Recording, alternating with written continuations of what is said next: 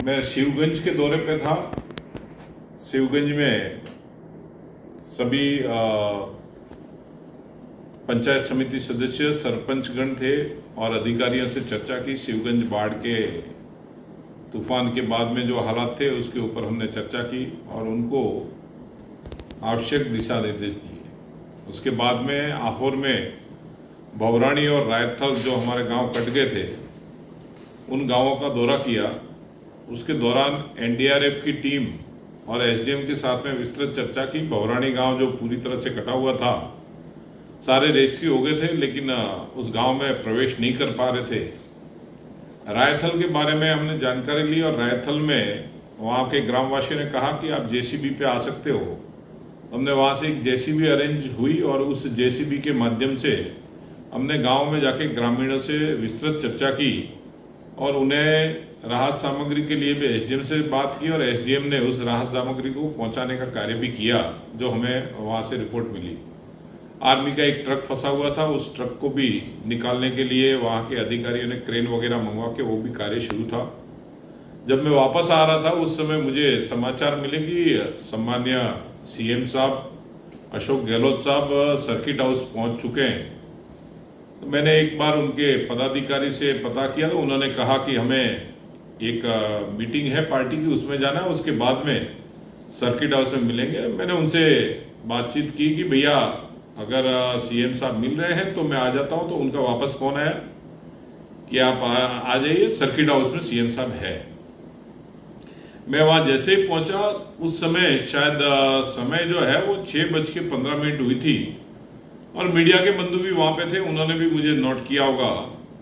हम बैठे बातों बातों में समय हुआ जरूर, जैसा कि आज की प्रेस के माध्यम से गहलोत साहब ने जो कहा कि मैं समय लिए बिना गया था। लेकिन मेरा एक प्रश्न है, जहां तक इस आपदा के अंदर मुख्यमंत्री श्री अगर किसी को यहाँ पे बाढ़ प्रभावित से मिलने आ रहे हैं या उनका हालचाल जानने आ रहे हैं तो इस क्षेत्र के सांसद को समय लेने वाला विषय मुझे कतई उचित नहीं लगता है।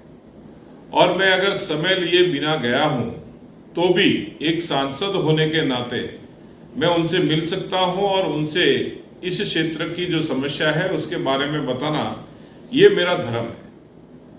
राजनीतिक जो इनके पदाधिकारियों ने कहा कि हम कर रहे हैं, मैं इसमें कतई राजनीति नहीं कर रहा हूं। अगर मुझे राजनीति करनी होती तो मैं वहां से स्टेटमेंट इश्यू करता और गहलोत साहब से मिलने नहीं जाता। लेकिन मैं इस प्रदेश के मुखिया से मिलने गया। मैं मेरी जनता, मेरे यहाँ के किसान भाई, मेरे गरीब भाई है, उनकी बात पहुंचाने के लिए गहलोत साहब के किसी भी दफ्तर तक जाने के लिए हर हमेशा तैयार रहता हूं। और इन्होंने कहा कि मैं 5 मिनट नहीं रुका, ये भी सरासर गलत है। और मेरे हिसाब से कांग्रेस के जितने भी नेता हैं उनकी झूठ बोलने की आदत बहुत बढ़ रही है। उसका एक सीधा उदाहरण बता दूं। मैं 6:15 बजे पहुंचा, मैं करीबन वहां 1 घंटा बैठा। 7:15 बजे इनके ओएसडी, लगभग 7:15 हुए थे, इनके ओएसडी ने आके मुझसे कहा कि आधा घंटा लग सकता है, आप या तो इंतजार करिए या फिर आप बाद में बुला लेंगे। मैंने कहा मुझे सांचौर जाना है, मैं आधा घंटा इंतजार कर लेता हूं। 7:15 का 7:45 हुआ और उसके बाद में 8 बजे मैंने कहा कि साहब पूछ लीजिए अगर ज्यादा लेट हो रहा है तो मैं निकलूं। 8 बजे से मुझे कहा कि 5 मिनट आप बैठिए। फिर 5-5 मिनट वाला जो सिलसिला है वो चलता गया और 9 बजे आखिरकार मैं वहां से निकला कि शायद गहलोत साहब आराम में है। उन्होंने कहा कि साहब आराम में है, रेस्ट में है। मैंने उनकी चाय भी पी है। गहलोत साहब ने जो कहा कि मैं चाय मैंने नहीं पी, ऐसा नहीं है, मैं उनकी चाय भी पी के आया हूं। वो चाय उनकी नहीं थी, वो चाय सर्किट हाउस की बनाई हुई थी। और ये जो झूठ बोल रहे हैं ये मेरे समझ में नहीं आ रहा कि ये बौखलाहट इनकी है या ये राज जाने की, सरकार जाने का बौखलाहट झलक रहा है, ये मेरे समझ में नहीं आया। गहलोत साहब ने कहा कि उन्होंने मुझे फोन किया, मैं इस पे जरूर कहूंगा उनका फोन आया, मैंने उनको बात भी की। मेरी इसमें कोई राजनीति करने का इरादा नहीं था, लेकिन ये राजनीति करने का इरादा इन्होंने खुद ने व्यक्त किया है, जो पुखराज पराशर साहब ने भी ट्वीट किया है। मैंने एक बार पहले भी, आपको शायद पता होगा, कि एक सिरोही का तथाकथित नेता है, उसको मैंने कहा था झूठ का बाड़खानिया। और जालौर में भी मैंने एक कहा था कि कांग्रेसी नेता है वो झूठ का बाड़खानिया है। अब आप समझ सकते हैं कि इस दिन की जो आज की जो प्रेस थी, प्रेस के माध्यम से कांग्रेस के जो नेताओं ने बात की है, मुझे लगता है, ऐसा महसूस हो रहा है कि ये जादूगर की जो जादूगरी है, वो जादूगरी, वो बोलते हैं कि मैं जादूगर हूं, लेकिन मुझे लग रहा है कि वो झूठ बोलने के जादूगर है, ऐसा मुझे महसूस हो रहा है। आपने देखा होगा, हमारा इंटेंशन यही था कि जो सड़कें टूटी है उन सड़कों को नीचे अगर मिट्टी डाल देंगे तो वो सड़कें ज्यादा नहीं टूटेगी, क्योंकि जब तक हम डामरीकरण नहीं करेंगे तब तक वो सड़कें एकदम से क्षतिग्रस्त हो जाएगी, तो उसको हम बचा सकते हैं। मेरा उनसे यही सुझाव था कि आज की तारीख में जहां बिजली नहीं पहुंची है वहां पे हम बिजली तुरंत प्रभाव से पहुंचाएं, ताकि लोगों में कुछ पैनिक कम हो, लोगों के रोजमर्रा के काम जो है वो काम शुरू हो जाए। मेरे को उनको यही सलाह देनी थी कि रायतल के अंदर जो खाना नहीं है, वहां पे हमारे जो SC ST के भाई है, जो स्कूल में शरण लिए हुए हैं, ऐसे भाइयों को खाना मिले और वो वहां पे पानी उतरे तब तक वो आराम से रह सके, ये उनकी व्यवस्था हो जाए। ऐसे और भी गांव है तो उन गांवों का हम सर्वे करवा के काम कर सके। मेरा इनसे एकमात्र यही निवेदन मैं करने गया था कि भाई आज जिसका घर टूटा हुआ है, जो कच्चे घर में SC ST के लोग रह रहे थे, जैसे मैं रानीवाड़े में गया, वहां हमारे SC ST के जो भाई हैं उनके घर गिर गए थे, उन घरों के लिए हमें कुछ काम करना चाहिए और उनको घर मिले, वो भी अपने घर में आराम से रह सके, इसके लिए हमें काम करना चाहिए। मेरा इंटेंशन यही था कि साचौर के अंदर जो बाजार है, इस बाजार के अंदर पानी घुसा। आप खुद सोचिए, वो बाजार में पानी घुसने का एकमात्र रीजन था, वो रीजन था कि बाहर क्षेत्र में इन्होंने जो पट्टे बांट दिए, जो जहां बैठा है, ऐसा सर्कुलर इन्होंने निकाला, ऐसा मैंने सुनने में आया कि जहां बैठा है वही पट्टे दे दो। अगर ऐसे जो पट्टे दिए हैं, उन पट्टों के माध्यम से पानी का बहाव अलग अलग भागों में बढ़ गया और जिसके कारण से साचौर शहर पूरी तरह से नष्ट हो गया, व्यापारियों के करोड़ों रुपए के नुकसान हो गया। मेरा इतना ही कहना है कि उन व्यापारियों को आर्थिक सहयोग कहीं ना कहीं से प्रदान हो, क्योंकि ये जो कार्य हुआ है, ये राज्य सरकार अशोक गहलोत साहब के कर कमलों द्वारा बर्बादी का आलम दिखाया गया है। ये उन्होंने जो पट्टे बांटने का जो अवैध कार्य शुरू किया, उसमें ये बर्बादी हुई है, तो ये उनके ही द्वारा किया गया, तो उनको राहत मिलनी चाहिए। मेरा एक ही इंटेंशन था कि वहां पे जाके मैं उनको बताऊं कि जिन किसानों का पशुधन का नुकसान हुआ, उस पशुधन के नुकसान की भरपाई कहीं ना कहीं हम करें, ताकि वो किसान भी ऊपर आए। मेरा एकमात्र इंटेंशन था कि कल जो 2 बच्चियां, माली समाज की 2 बच्चियां पानी में डूब के जिनकी डेड बॉडी मिली है, और उसके साथ साथ में भीनमाल में एक बच्चे की बिजली गिरने से जान गई है, उसके साथ साथ में दूसरी और आहोर के अंदर जो डेथ हुई है, उन डेथ जो परिवार है, उन परिवारों को कहीं ना कहीं हम कुछ मरहम लगा सके, ऐसी हम व्यवस्था करें ताकि उस परिवार के भी आंसू पोंछने का कार्य हमारा फर्ज है। इसमें कहीं पार्टीबाजी नहीं होनी चाहिए, इसमें कहीं राजनीति नहीं होनी चाहिए, और मैंने कोई पार्टीबाजी के हिसाब से कहीं पे भी ऐसा कोई ट्वीट नहीं किया था। मैंने ये ट्वीट किया था कि ये इनका दोहरा चरित्र दिख रहा है, और आप खुद सोचिए, मैंने इतना मेरा प्रश्न लिखने के कारण ये इतने बौखला गए कि इनका दोहरा चरित्र आज उजागर हो गया। गहलोत साहब, मेरा एक प्रश्न आपसे जरूर है, अगर आपको यहाँ आना ही था, अगर आपको यहाँ बाढ़ प्रभावित इलाके के अंदर सर्वे करना था, अगर आप बाढ़ प्रभावित लोगों से मिलना चाहते थे, तो मेरा आपसे एक प्रश्न है कि मैंने एक ट्वीट किया, उसमें आप तिलमिला क्यों गए? आपको क्यों ऐसा लग रहा है कि मैं इसमें राजनीति कर रहा हूं?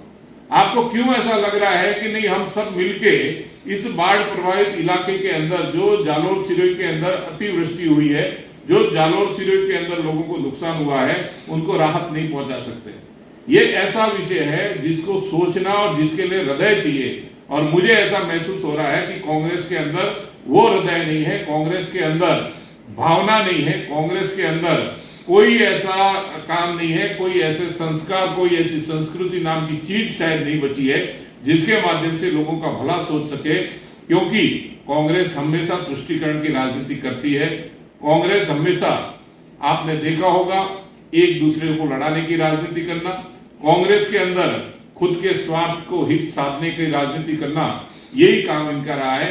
इसीलिए शायद गहलोत साहब ने और इनके नेताओं ने आज जो प्रेस कॉन्फ्रेंस के अंदर स्टेटमेंट दिए, उन स्टेटमेंटों में यही झलक के आ रहा है हमारे पास में। सर, अशोक गहलोत ने एक बयान दिया है कि राजस्थान में बीजेपी और आरएसएस दंगे करवाती है। आप खुद सोचिए कि मैंने अभी जैसे कहा कि कांग्रेस सरकार पहले से ही ऐसे कार्य करती आई है और कांग्रेस सरकार ना कभी जनता की हुई है और ना कभी हो सकती है। भारतीय जनता पार्टी में संस्कार, भारतीय जनता पार्टी की संस्कृति, उसके बारे में ये हमें ना ही बताए, क्योंकि भारतीय जनता पार्टी हर हमेश और आरएसएस के साथ में मिलकर सेवा, विकास और जो भी सर्वधर्म का कार्य है उन कार्यों के अंदर तवज्जो देती है और उसको ही लेके आगे बढ़ती है। आपने देखा होगा कहीं पे भी कोरोना हो या वहां पे कोई अतिवृष्टि हुई हो, भूकंप आया हो, आपने देखा होगा संघ के स्वयंसेवक within half an hour वहां पहुंच के लोगों को बचाव राहत कार्य में लग जाते हैं। आज अगर ट्रेन की आपदा जो आई थी उसके अंदर भी आपने देखा होगा वहां पे पहुंच गए थे। और इसके पहले भी कांग्रेस ने कई दफा आरएसएस पे हमले करने की कोशिश की, लेकिन वो निष्फल हुए। उसका एकमात्र रीजन है कि आरएसएस के जो अनुशासन, आरएसएस के जो संस्कार, आरएसएस की जो संस्कृति है, वो संस्कृति भारत माता की जय, वंदे मातरम वाली संस्कृति है। वो आपने देखा होगा 3 बार आरएसएस को बैन करने की इन्होंने कोशिश की, लेकिन वो तीनों बार असफल हुए और आरएसएस निरंतर आगे बढ़ती गई। और भारतीय जनता पार्टी 2014 से आपने देखा होगा आज 9 साल से आदरणीय प्रधानमंत्री नरेंद्र मोदी जी के नेतृत्व में यहाँ पे शासन चल रहा है और उस शासन के माध्यम से लोगों को यहाँ पे राहत मिल रही है और उस राहत के अंदर लोग यहाँ पे अपने आप को सुरक्षित महसूस कर रहे हैं। आज अगर यहाँ पे राजस्थान की मैं बात करूं तो राजस्थान के अंदर रामनवमी का जुलूस हो या राजस्थान के अंदर कोई भी हिंदू पर्व हो तो उसमें अड़चन डाली जाती है, लेकिन एक धर्म को लेके जो इन्होंने राज करने की ये कोशिश कर रहे हैं उसमें आपने देखा होगा एक आदेश निकलता है, जिस आदेश के तहत बताते हैं कि फला मोहल्ले में बिजली अनकट रहेगी और फलानी जगह पे आप ध्यान नहीं दोगे। ऐसे भी कई जगह पे उदाहरण आए। ये जो सारा कार्य है वो राजस्थान में राजस्थान की सरकार, अशोक गहलोत जी की सरकार कर रही है। मेरे हिसाब से ये जो दंगे भड़काना, करौली के दंगे हो या भीलवाड़ा के हो, जो भी कार्य है उन कार्यों के अंदर ज्यादा से ज्यादा अगर श्रेय किसी की मिली है तो गहलोत सरकार की है। गहलोत सरकार जो आरोप लगा रही है वो अपना चरित्र उजागर कर रही है, क्योंकि वो झूठे आरोप लगा के जनता को गुमराह करने की कोशिश कर रही है। लेकिन अब की बार जनता ने मन बना लिया है कि गहलोत सरकार ने जो ये कार्य किए हैं उसकी सजा उनको जरूर मिलेगी। सर, अगर एक सांसद को 2 घंटे इंतजार करना पड़े तो अगर बाढ़ पीड़ित उनसे कैसे मुलाकात करेगा? ये आप खुद सोचिए साहब। मैं यही कहना चाहता हूं कि अगर आप बाढ़ पीड़ित से मिलने आ रहे हो, बाढ़ पीड़ितों से मिलना है, तो आपको उन सबसे मिलने के लिए उन लोगों के बीच में जाना चाहिए। मैं मानता हूं उनकी रेस्ट होगी, वो बीमार होंगे, मैं उसके ऊपर कोई टिप्पणी नहीं करना चाहूंगा, लेकिन इतना जरूर कहना चाहूंगा कम से कम मुझे ये बता देते कि नहीं आज साहब नहीं मिल पाएंगे, साहब बीमार हैं, मुझे कोई एतराज नहीं था। मुझे 5-5 मिनट कह के कहा और उसमें भी मैंने ट्वीट किया। लेकिन आज जो इन्होंने प्रेस कॉन्फ्रेंस में जो राजनीति की है, इतनी गंदी राजनीति, इतनी हल्की राजनीति कांग्रेस के नेता ही कर सकते हैं और कांग्रेस के पदाधिकारी ऐसे ट्वीट कर सकते हैं।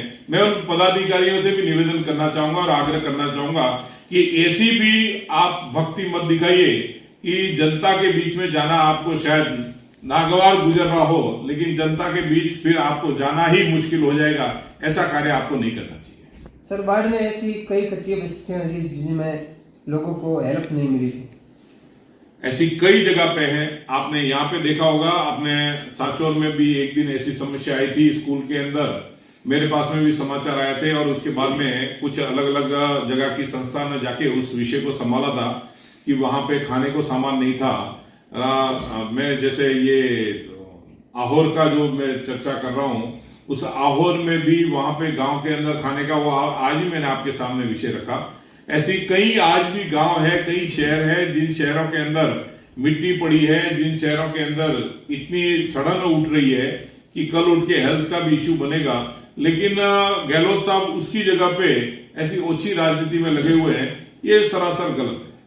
सर, नगर पालिका क्षेत्र में अभी भी शहर में कई जगह कीचड़ वगैरह, नगर पालिका ने अभी साफ सफाई नहीं करवाई। हमने इसके बारे में नगर पालिका चेयरमैन से भी चर्चा की है और हम इनसे अपेक्षा रख सकते हैं अभी कि भाई ये जल्द ही इसको ठीक करवाए। अब जो इनके पास में शासन है, संसाधन है, उसके माध्यम से ये क्या करते हैं देखते हैं। नगर पालिका क्षेत्र में बाढ़ से सड़कें भी पूरी तरह प्रभावित हो। सारे विषय पे इनसे चर्चा, यही तो सब बैठ के कल करने वाले थे कि उन सबके ऊपर हमें कुछ ना कुछ ध्यान देना चाहिए। जो रास्ते अवरुद्ध है उन रास्तों को बनाना चाहिए और उन रास्तों के ऊपर आगे काम करना चाहिए। लेकिन मिलना ही नहीं चाहते हैं गहलोत साहब, और गहलोत साहब को ऐसा लग रहा है शायद यही होगा कि मैं मिलूंगा तो उनको कहीं ना कहीं बौखलाहट या कहीं ना कहीं मन में डर होगा, ऐसा कुछ महसूस हो रहा होगा, तो मुझे पता नहीं। तो सर, जिन मुद्दों को लेकर आप सीएम से मिलने गए थे, अब वो आपकी मुलाकात नहीं हो गई, तो जो नुकसान और किसानों को जो फसलें बर्बाद हुई उसको लेकर आप किस प्रकार राहत प्रदान? उसके लिए हमने एक चिट्ठी भी सीएम साहब को लिखी हुई है कि उसका सर्वे करवाया जाना चाहिए, और सर्वे करवा के जो हम राहत दे सके उसके बारे में कहीं ना कहीं एक सिस्टम बनाना चाहिए, और उस सिस्टम के माध्यम से आगे हम कार्य करें। अब देखिए आगे वो क्या उस चिट्ठी का जवाब देते हैं या आगे क्या यहाँ पे लागू करते हैं, क्योंकि ये हमेशा कुछ ना कुछ बातें करके राजनीति के बहाने, जो हमेशा से 4.5 साल से इन्होंने जो कार्य किया, आपने भी देखा होगा। अभी जाते जाते ये कई शिविर है और उसके माध्यम से ये लोग बात करते हैं। अभी कल ही एक पत्र, कल या परसों के पेपर में आया था कि पशुधन का बीमे का सर्टिफिकेट दे दिया, लेकिन बाद में कहा कि ये तो अभी तक हमने किया ही नहीं है, हम बाद में करेंगे तब आपको फिर बोलेंगे। तो ऐसे जो थोथे वादे, खोखली घोषणाएं जो इन्होंने की है, ये शायद कहीं ना कहीं जनता को गुमराह करके वापस राज पाना चाहते हैं। लेकिन जनता अब समझ चुकी है, जो जनता को पहले वादे किए थे वो वादे पूरे नहीं कर पाने के कारण आज गहलोत सरकार से जनता रुष्ट है, और पूरी तरह से जनता भारतीय जनता पार्टी की सरकार बना के इस पार्टी को वापस राजस्थान सुशासन, राजस्थान विकास के पथ पे आगे बढ़े, ऐसी जनता की इच्छा है, और वो जनता जरूर पूरा करेगी। सर, मुख्यमंत्री जी खुद को गौ सेवक बताते हैं, और इधर पथमेड़ा गौशाला की बात करें तो यहाँ करोड़ों रुपए का नुकसान भी हुआ, लेकिन उन्होंने कल सांचौर के दौरे के दौरान पथमेड़ा का भी दौरा नहीं किया। मुख्यमंत्री जी यहाँ पे आए तो मैंने जैसे कि पूछा था कल कुछ लोगों से कि भाई कहाँ कहाँ दौरा किया, तो उन्होंने कहा कि बाहर कहीं नहीं निकले थे, और यहाँ से सिर्फ हवाई जहाज का, मारवाड़ी में एक कहावत है कि हवाई जहाज ने ऐसा खाया, तो शायद वही करने आए होंगे। यहाँ तक आए और यहाँ से फिर बाद में आबू रोड का एक दौरा किया, वहां से जालोर गए, जालोर लैंडिंग किया, जालोर सर्किट हाउस से इनकी जो पार्टी के कार्यकर्ता थे उन कार्यकर्ताओं को संबोधित किया, और कार्यकर्ताओं को संबोधित किया उसके अंदर भी सबसे बड़ा झूठ बोल के चले गए। मुख्यमंत्री जी ने कार्यकर्ता संबोधन में, मुझे मेरे पास में समाचार आया कि ये कहा कि C-48 की जो फाटक है उसके ऊपर आरोपी हम बना रहे हैं। अब मुख्यमंत्री जी झूठ बोलना आप तो कम करिए, झूठ के मशीन आपने जालोर सिरे में छोड़ रखे हैं।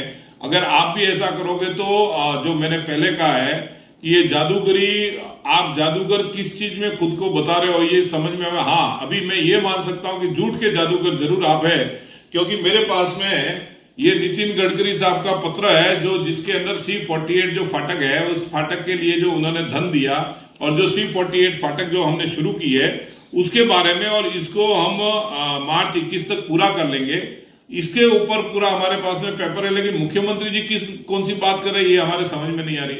तो वो शायद यहाँ पे है, और आज भी मैंने सुना है कि और कहीं नहीं दौरा हुआ है, वो वापस यहाँ से निकल गए कि शायद उनका हेल्थ का कोई इश्यू, भगवान उनको शीघ्र जल्दी स्वस्थ करे, और स्वस्थ होके वो वापस पुनः यहाँ पे आए, और यहाँ पे रायथल, बवरानी और ऐसे जो हमारे गांव जो डूब में गए हुए हैं, और पथमेड़ा गौशाला, केशवा गौशाला और क्षेत्र की जो भी नंदी गौशाला और दूसरी गौशाला है, उन गौशालाओं में जो नुकसान हुआ उस गौशालाओं के अंदर भी जो भी राहत हम प्रदान कर सके, ताकि गौ माता को जो बचाने का एक उत्कर्ष कार्य जो हो रहा है उस कार्य में हमारी भी आहुति हो, और हम सब मिलकर उसमें कार्य करें।